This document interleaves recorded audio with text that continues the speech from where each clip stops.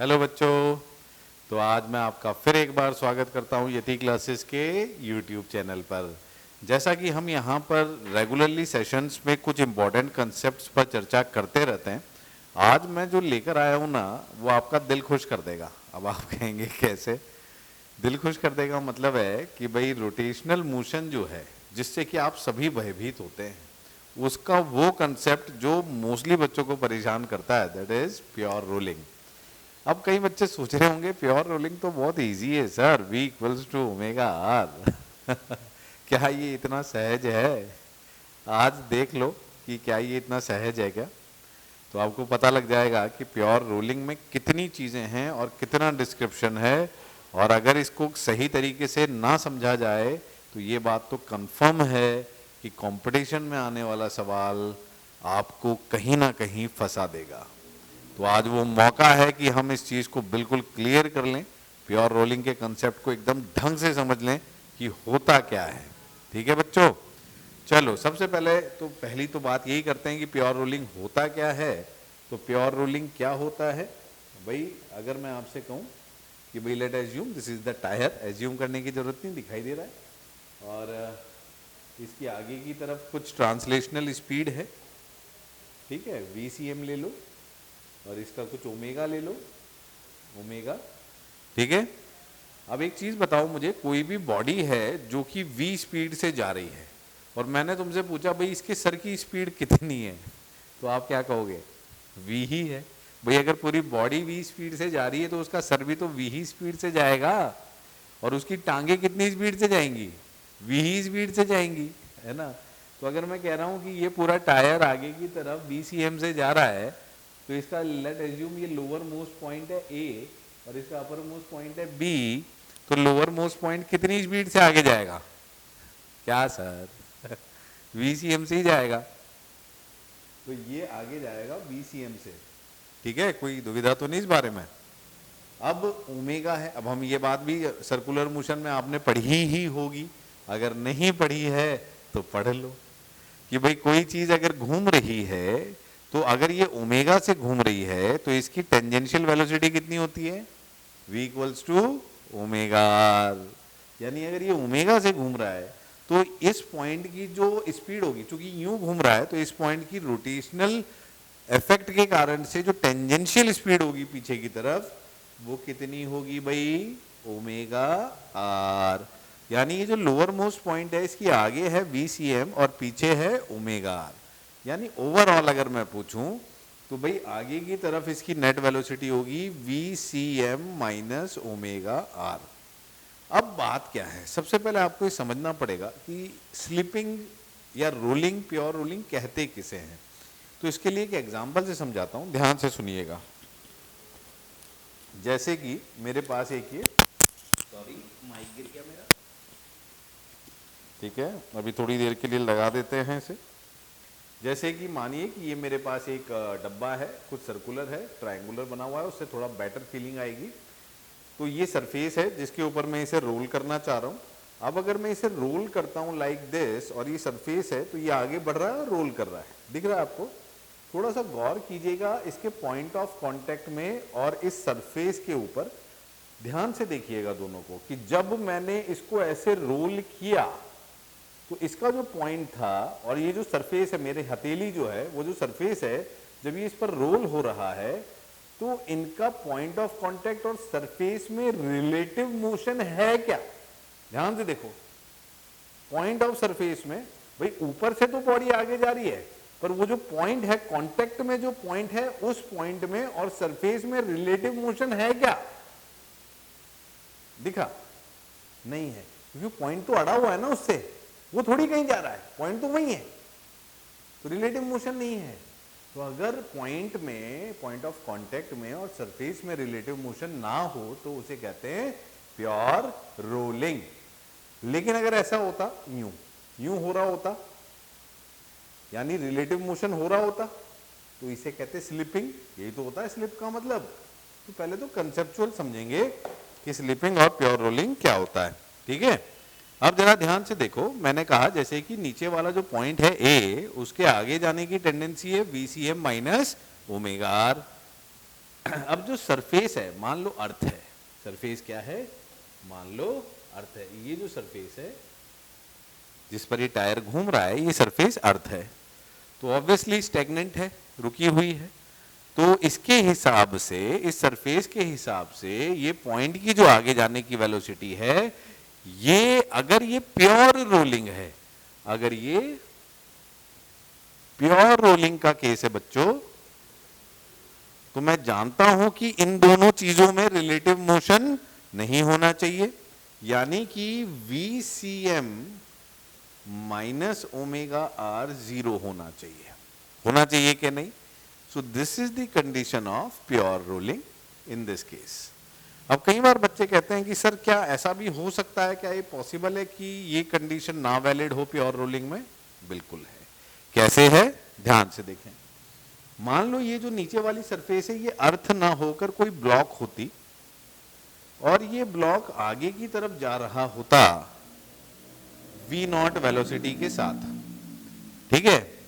तो अगर ये V0 वेलोसिटी से जा रहा होता, तो अगर मैं चाहता हूं कि ये पॉइंट और ये पॉइंट, ये दोनों चीजें एक साथ चले, रिलेटिव मोशन ना हो, तो इसका मतलब है कि ये वेलोसिटी इसके बराबर होती, तभी तो इस केस में प्योर रोलिंग की कंडीशन होती VCM minus omega R equals to V0। ये तो ये बात समझें कि ऐसा नहीं है कि VCM equals to omega R ही प्योर रोलिंग की कंडीशन है। प्योर रोलिंग का सीधा सा मतलब है कि जब जो बॉडी रोल कर रही है उसका पॉइंट ऑफ कांटेक्ट और जो सरफेस जिस पर वो रोल कर रही है, वो दोनों एक साथ चलने चाहिए, रिलेटिव मोशन नहीं होना चाहिए। बहुत क्लियर सी बात है, बस इतना समझें, ठीक है। अब कई बार बच्चा यहां पर भी कंफ्यूज हो जाता है, वो कहता है सर ये V equals to omega R तो हमने सर्कुलर मोशन में पहले भी पढ़ा है। भाई यहां पर ये बात समझें, ये V वो V नहीं है, ये V वो V नहीं है। ये VCM equals to omega R कौन सा है? ये ट्रांसलेशनल स्पीड है। ये VCM क्या है? Translational speed. और ये ओमेगा आर क्या है? ये रोटेशनल स्पीड है। वहां पर V equals to omega R में क्या होता है? टेंजेंशियल स्पीड होती है और दूसरा ओमेगा आर होता है, वो उसी की इफेक्ट होता है। मतलब नॉर्मल केस में जब आप पढ़ते हैं तो ये ओमेगा है, ये V है, तो यहां पर देखो ये V जो है ना, ये ट्रांसलेशनल स्पीड है। अगर मान लो मैंने तुमसे यहां पर, मान लो सिंपल होता, ट्रांसलेशनल होता ही नहीं, ये ओमेगा से घूम रहा है, इस पॉइंट का मैंने तुमसे V पूछा होता कितना है, तो तुम सीधा सीधा कहते omega R. This is tangential velocity of that point due to its rotational effect. तो वो V equals to omega R अलग चीज है और ये अलग चीज है। नहीं बात समझ में आई? आई ना? तो ये ट्रांसलेशनल और रोटेशनल का इफेक्ट है। हाँ, ये दिखने में वैसा ही है पर वो नहीं है, ठीक है। चलिए, तो अब ये तो कहानी इतनी, पर ये वो जगह नहीं है जहां पर आप कंफ्यूज होते हैं। कंफ्यूज होने वाली बात तो अब आएगी। अब दिल थाम कर बैठ जाओ सभी। अब देखो, अब हम क्या करेंगे, आगे बढ़ते हैं।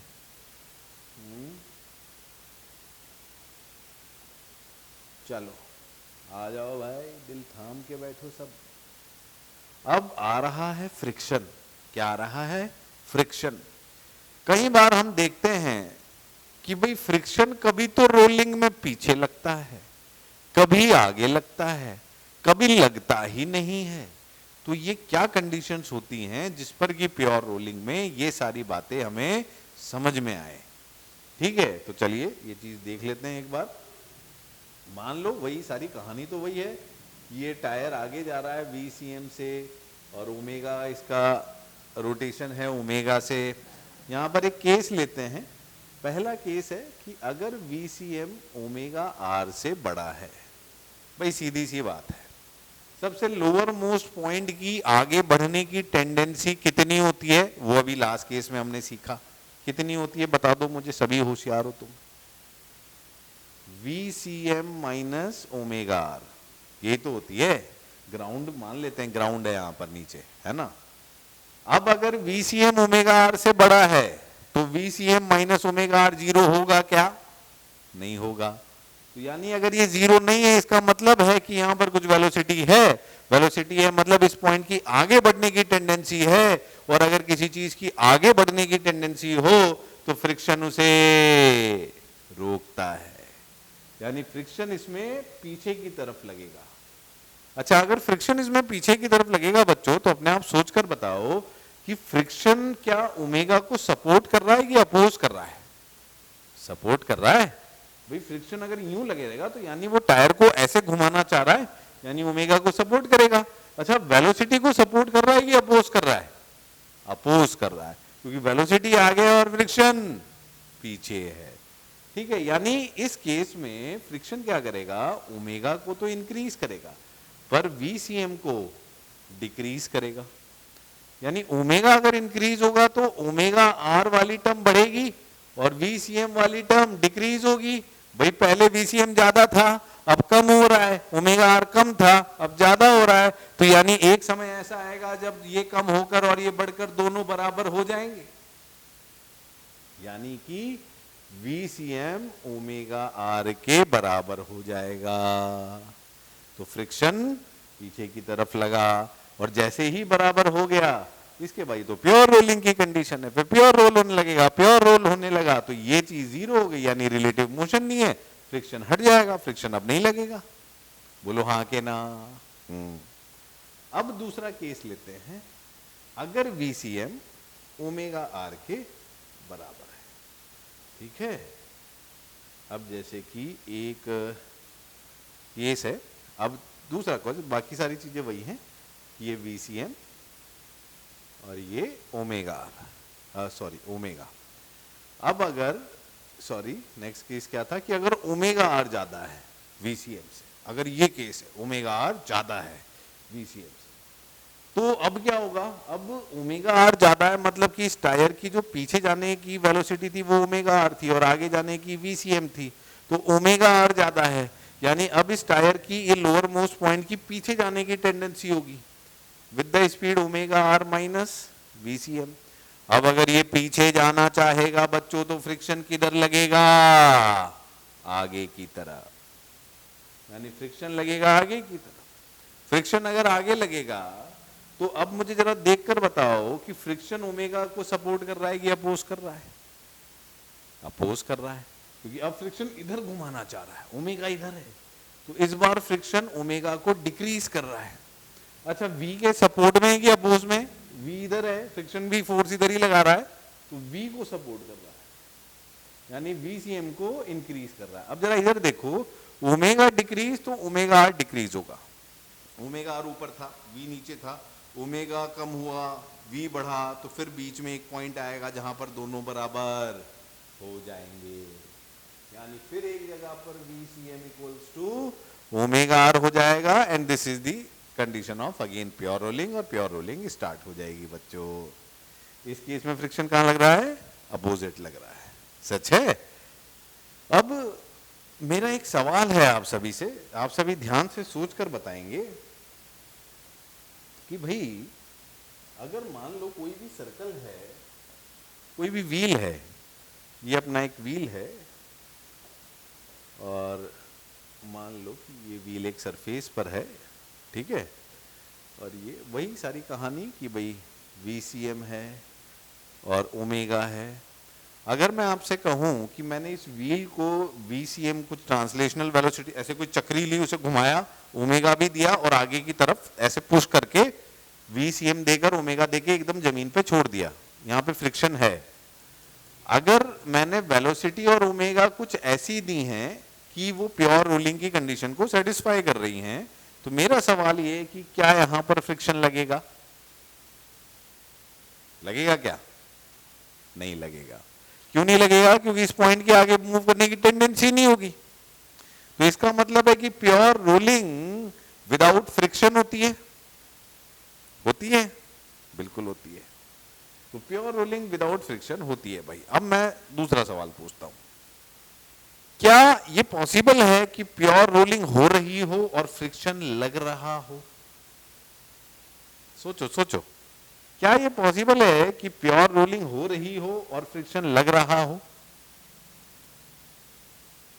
चलो देख लो फिर। मान लो कि जैसे ये केस है, इस केस में मैंने सेंटर से एक फोर्स लगाया। क्या लगाया? एक फोर्स लगाया। ये फोर्स क्या करेगा?